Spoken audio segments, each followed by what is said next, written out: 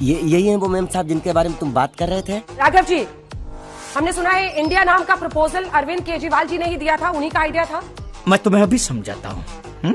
देखिए, मुझे लगता है कि इस श्रेय लेने की लड़ाई में ना पड़ा जाए, किसने प्रपोज किया, किसने सेकंड किया, इससे कोई खास मकसद अचीव नहीं होगा। मोटे मोटे तौर पे एक बेहतरीन नाम पूरे मोर्चे ने मिलकर तैयार किया है, और ये एक ऐसा नाम है अंजना जी जिसमें इस देश के 135 करोड़ लोग समा जाते हैं। हर जात, हर बिरादरी, हर धर्म, हर समुदाय, हर भाषा, हर संस्कृति का एक संगम है इस नाम में। और जब जब इंडिया लड़ाई लड़ता है किसी भी ताकत से, तो इंडिया ही जीतता है और वो ताकत हारती है। और कहीं ना कहीं आज इसी इंडिया नाम से ही भारतीय जनता पार्टी इतनी घबराई हुई है, डरी हुई है कि मीटिंग के भीतर क्या हुआ, कौन खुश हुआ, कौन नाखुश हुआ, किसने प्रपोज किया, किसने सेकेंड किया, इसी पे देश भर में चर्चा चल रही है। जो बात हो रही है वो सवाल है कनेक्ट पर।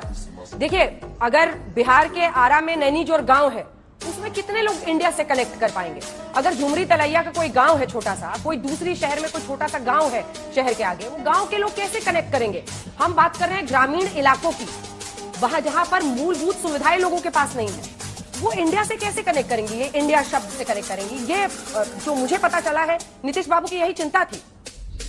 चड्ढा समझाओ, इसे समझाओ। अगर इस देश में अभी भी ऐसे इलाके और गांव हैं जहां मूलभूत सुविधाएं नहीं हैं, और जैसा कि आप बता रही हैं, मैं आपकी बात से सहमत हूं कि बहुत सारे ऐसे गांव हैं जहां मूलभूत सुविधाएं नहीं हैं, तो ये तो सबसे बड़ा फेलियर है, विफलता है 10 साल की एनडीए की सरकार की, बीजेपी की सरकार की।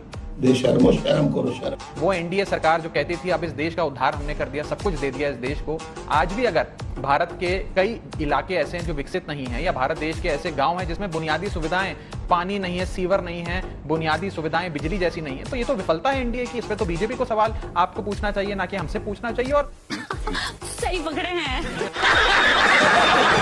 क्यों कोई भी शख्स क्यों नहीं जुड़ेगा इससे? इंडिया एक ऐसा शब्द है जो सबके दिल में वास करता है। सही बात है। यूपीए के खिलाफ आप लोगों ने कई आंदोलन किए थे, और उन्हीं पार्टियों के साथ अब मंच पर खड़ा होना है, इसलिए नाम बदलकर इंडिया रखना जरूरी था।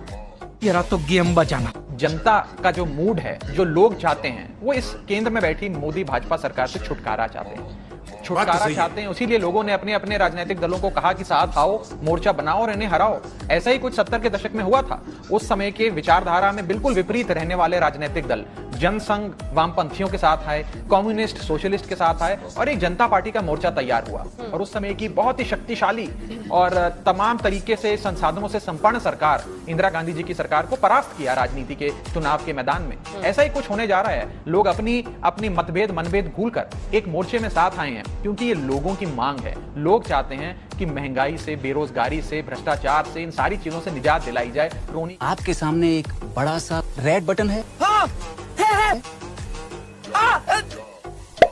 दबा दिया। आगे बोलो। कैपिटलिज्म से, और सब साथ आकर एक मोर्चे में देश को आगे बढ़ाएं। और बीजेपी को इस नाम में क्या परहेज हो सकता है? बीजेपी तो वो पार्टी है जो startup India, digital India, scale India, make in India, Khelo India, पढ़ेगा इंडिया, बढ़ेगा इंडिया, ये सब तो बीजेपी लाई थी। बीजेपी को कैसे परहेज हो सकता है इस नाम से? तुम लोग गलती से अगर नए हो तो सब्सक्राइब करो।